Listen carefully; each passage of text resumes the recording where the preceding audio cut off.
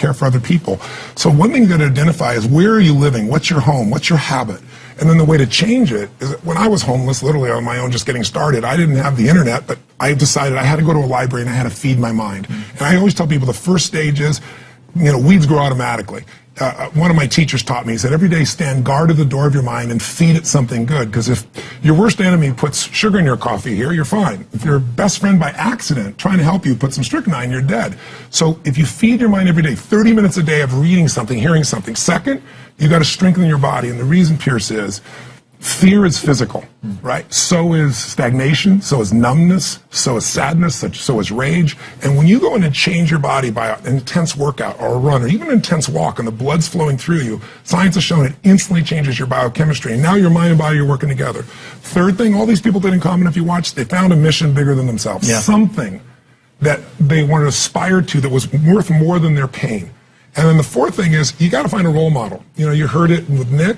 Almost everybody finds a role model that makes it real. I was with Warren Buffett and with Sarah Blakely, the youngest billionaire. We did this round table about the future.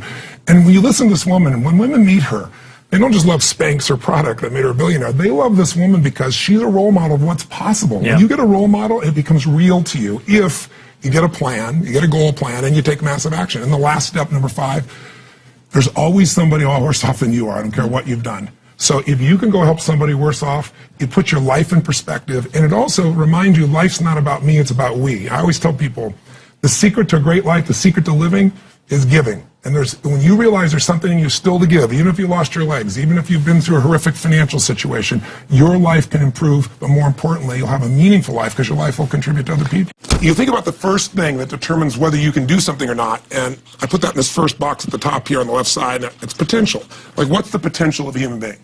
Like, when you guys started, you proved something no one had done in history. You ran the 4-minute mile, right? For golly knows how many centuries, they're trying to run a 4-minute mile. Roger Bannister does it.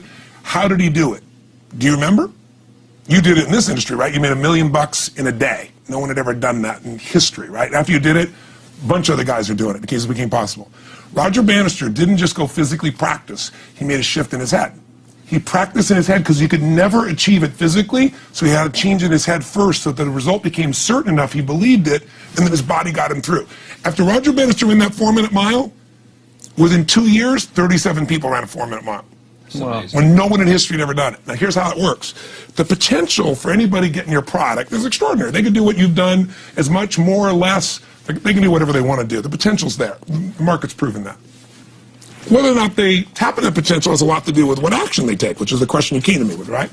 Like, God, they all have potential, but they're not taking action. And we all know that the action they take is going to determine the results they get. That's pretty obvious. So most people have a belief about what their real potential is no matter what you tell them. And that affects how much action they take. And of course that affects the result. And then ironically, that result reinforces their belief. And then that belief affects it. So I'll give you an example. Let's say a person has unlimited potential, we all agree. But they take little action, little results. Why? Because they have to start with a problem with their belief. They don't believe it's really going to happen for me. Maybe for Frank Kearns because he's got the cool hair and stuff, or maybe it's for you because you're so driven, but it's not me. Maybe Tony Robbins because he's a freak, got these big teeth. Whatever their thought process is, right? They got this thing, right?